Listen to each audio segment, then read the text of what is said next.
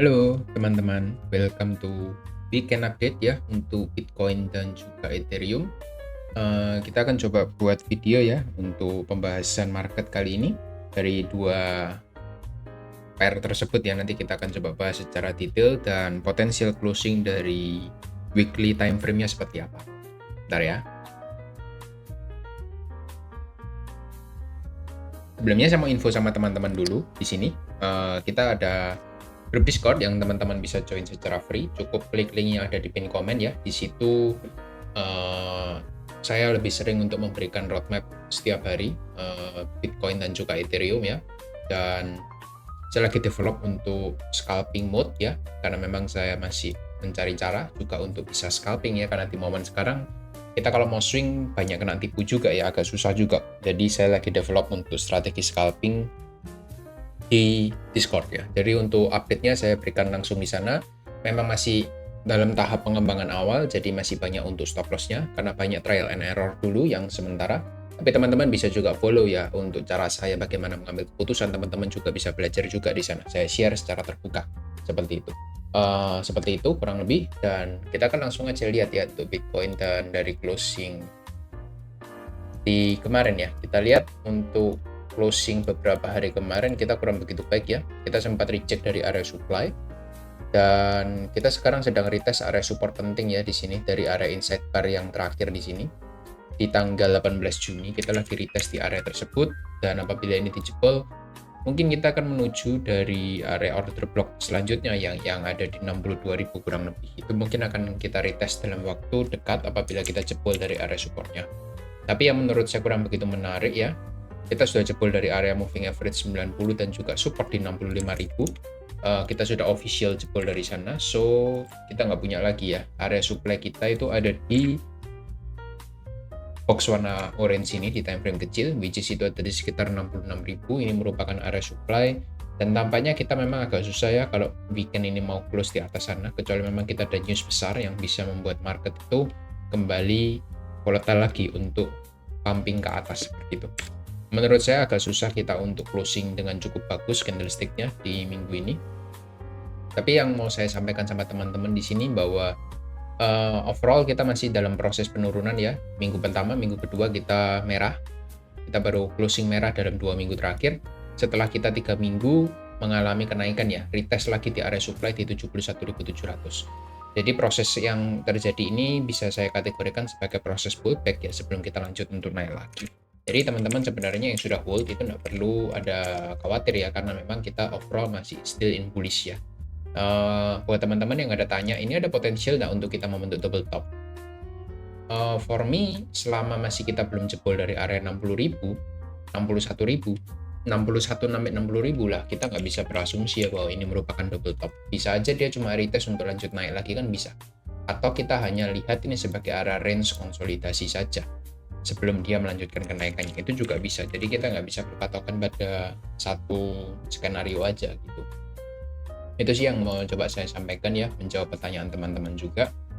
Lalu di daily time frame nggak begitu banyak yang kita bisa sampaikan juga, penurunannya cukup korektif, dan sekarang kita lihat for the first time ini sudah mulai crossing up lagi ya untuk RSI-nya. RSI-nya juga berada di area murah di bawah 50.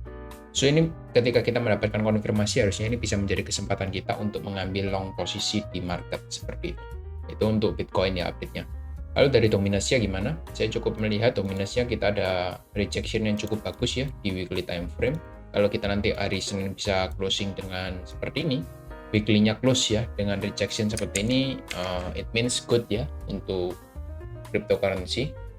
Sehingga untuk altcoin nanti ada harapan untuk kita berhasil rebound ya. Tapi nanti kalau misalnya kita nanti di hari Minggu besok ya, atau hari Sabtu malam ini kita ada penguatan untuk dominasinya, mungkin kita akan menuju area 58% ya untuk target akhir kita. Ini akan menjadi valid kembali untuk skenario-nya.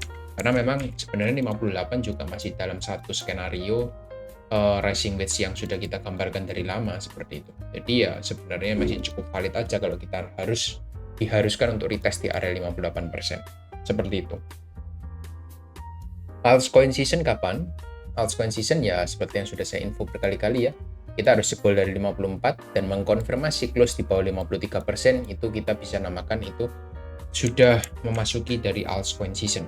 Ya, seperti itu. Pintu gerbangnya ada di 53%, konfirmasi awal ada di 54%. Jadi teman-teman bisa perhatikan dua area ini untuk dominance Bitcoin-nya. Jadi barangkali teman-teman yang memang masih hold untuk altcoin-nya masih bisa bersabar dulu untuk beberapa saat ke depannya. Seperti itu. Lalu selanjutnya kita ingin coba bahas dari Ethereum ya. Saya ingin coba tunjukkan sama teman-teman potensial closing dari weekly-nya. Ini saya lebih suka dibandingkan Bitcoin ya, karena kita closing potensialnya ini penurunannya korektif ya. Teman-teman bisa lihat ini satu pattern yang saya sangat suka ya. Ketika kenaikannya impulsif dan penurunannya terjadi korektif seperti ini, most likely dalam beberapa minggu ke depan kita mungkin akan melihat ini akan kembali rebound lagi untuk meneruskan kenaikannya. Bahkan untuk meretest area all time high yang kemarin di tahun 2021 kemarin di 4.600 4.800 kurang. Ini ada possibility menurut saya lebih bagus ya untuk kesempatan untuk Ethereum kembali manggung dibandingkan Bitcoin. Mungkin soon kita akan melihat untuk Ethereum ini akan bergerak duluan ya dibandingkan dari Bitcoin. Karena memang dari Ethereum Bitcoin secara grafik chartnya kita sudah mengkonfirmasi area low-nya itu di tanggal 14 Juni kemarin gitu ya. Tinggal nanti kita mendapatkan konfirmasinya seperti apa untuk breakout dari area trendline majornya yang ada di weekly time frame-nya ini. Jadi dia punya trendline major, bearish trendline. Ini sudah terbentuk dari bulan September 2022 dan ini belum pernah ya dijebol pertama kalinya.